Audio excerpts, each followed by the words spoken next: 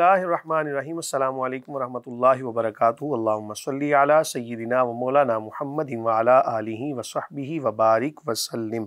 Rabbi इश्रह ली सदरी व यस्सिर ली अमरी वहलुल उक़दतम मिन लिसानी यफ़क़हू क़ौली वजअल ली वज़ीरम मिन अहली आमीन या रब्बल आलमीन। नाज़रीन व सामीन, आप देख रहे हैं मुफ्ती ऑनलाइन और मैं हूँ मुफ्ती सखावत मुनीर नईमी। आज जनाब 16वें रोज़े के वज़ाइफ के हवाले से आपकी खिदमत में हाजिर हैं। अल्लाह ताला से दुआ है कि खालिक कायनात हम सब को रमज़ानुल मुबारक की ढेरों ढेर बरकतें, सआदतें अता फ़रमाए और सही मानों में अपना कुर्ब अता फ़रमाए, अपनी शान के मुताबिक सवाब अता फ़रमाए। यकीन माने कि जैसे जैसे रमज़ानुल मुबारक गुज़र रहा है तो जो एक नूरानियत थी, एक इसकी कैफ़ियत थी, वो जब हमसे आहिस्ता आहिस्ता जुदा होती है ना तो दिल परेशान होता है। और सारा साल ये मसला भी आपके पेश नज़र होगा कि सारा साल जन्नत को सजाया जाता है रमज़ानुल मुबारक के लिए। तो इसी वजह से मुसलमान अपने घरों को, अपनी तमाम अशिया को जनाब सजाते हैं, संवारते हैं। किस वजह से कि रमज़ान आ रहा है और पहले से ही इसकी तैयारियां होती हुई नज़र आती हैं। बहरहाल अल्लाह ताला हमें इसकी बरकत अता फ़रमाए।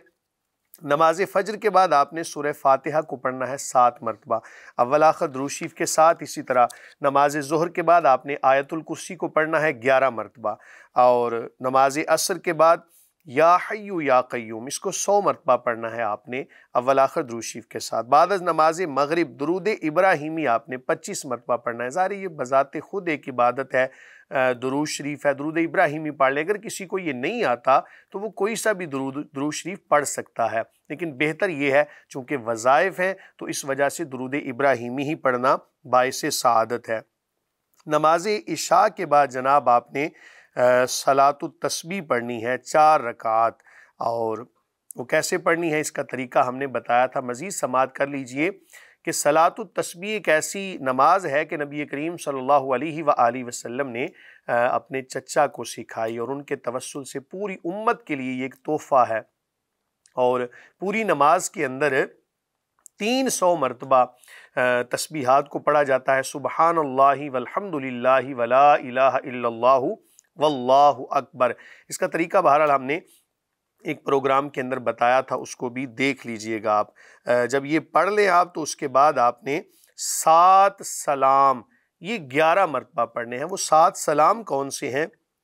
नंबर 1 सलामुन क़ौलम मिर रब्बिर रहीम, यानी कुरान मजीद फुरकान हमीद में जो सलाम जिक्र हुए हैं ना वो 7 सलाम आपने पढ़ने हैं। पहले नंबर पर सलामुन क़ौलम मिर रब्बिर रहीम, दूसरे नंबर पर सलामुन अला नूहिन फिल आलमीन, इसके बाद सलामुन अला इब्राहीम, फिर इसके बाद सलामुन अला मूसा व हारून, इसके बाद सलामुन अला इलियासीन, इसके बाद सलामुन अलैकुम तिबतुम फदखुलूहा खालिदीन, और आखिर में सलामुन हिया मतलइल फज्र।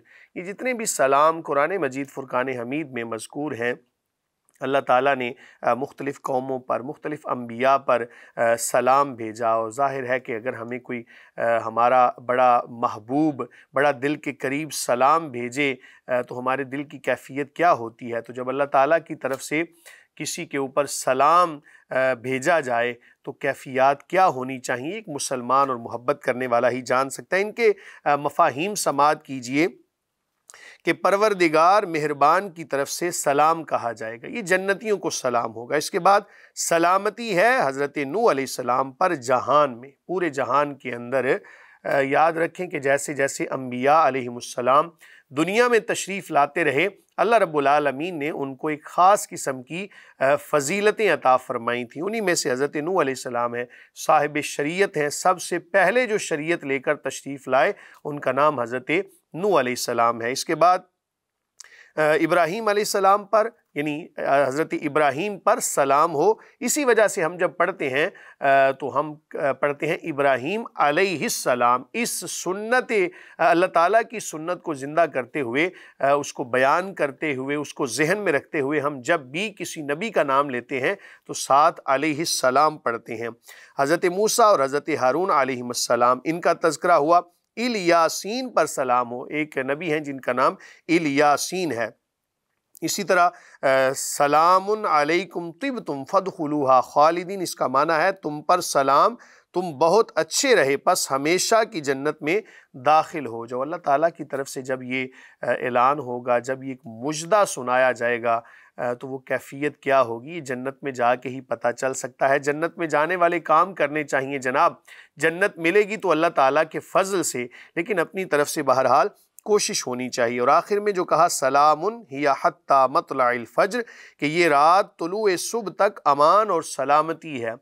لیلۃ القدر، اس کی فضیلتیں، اس کی اہمیت، اس کا اندازہ اس سے لگایا جا سکتا ہے کہ خالق کائنات نے پوری سورت مبارکہ کو نازل فرمایا، انا انزلناہ فی لیلۃ القدر، کہ بے شک ہم نے اس قرآن کو قدر والی رات میں نازل فرمایا۔ یاد رکھیں قرآن کی نسبت، قرآن کا تعلق جس چیز کے ساتھ بھی ہو گیا، اللہ تعالیٰ نے اس کی عظمت و شان کو بڑھا دیا۔